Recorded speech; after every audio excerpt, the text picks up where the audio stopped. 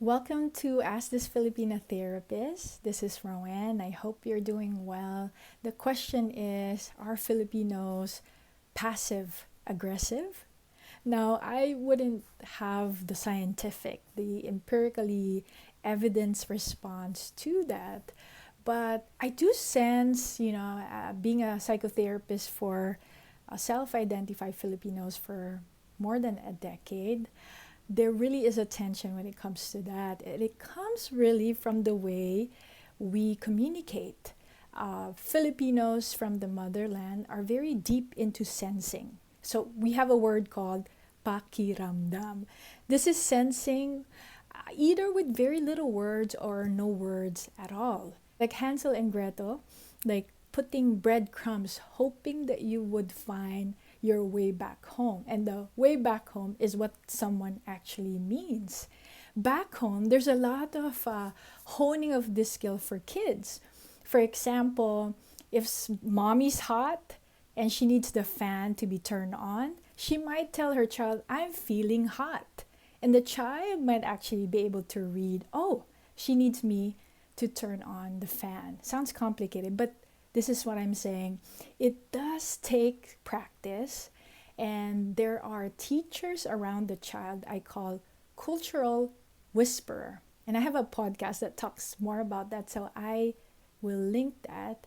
That teaches the child as the child is growing up what the other person is actually trying to direct someone to do or to express. In America, our language is very linear.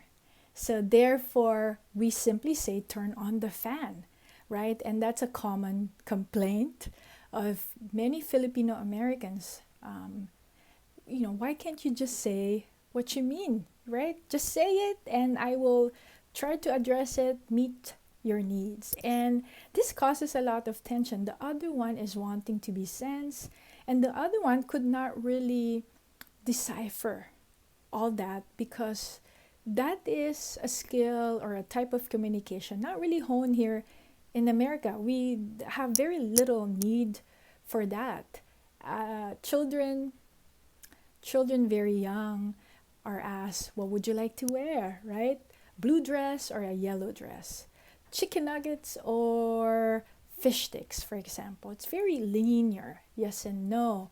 Say what you mean. How are you feeling today? In the Filipino culture, there's a lot more sensing, and you may have a very negative experience when it comes to that, and that's really understandable.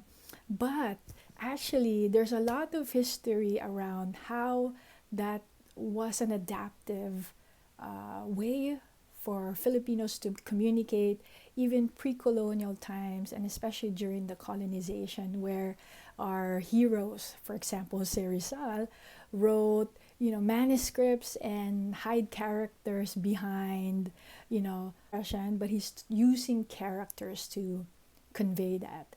I remember being in school and talking about these types of manuscripts or like poetries from balagtasan, what we call, and you have to decipher the deep, deep meaning of the poet or the author.